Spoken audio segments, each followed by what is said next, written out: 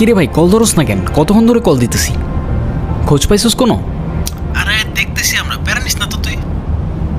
আচ্ছা ঠিক আছে। কিরে চ্যাম্প, কি সমস্যা?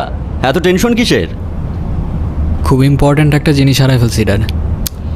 টেনশন করিস না, পেয়ে যাবি। মন থেকে কিছু খুঁজলে না অবশ্যই পাওয়া যায়। এই, তোর সামনে না একটা শর্ট ফিল্ম ফেস্টিভ্যাল ছিল, কি অবস্থা ওটার?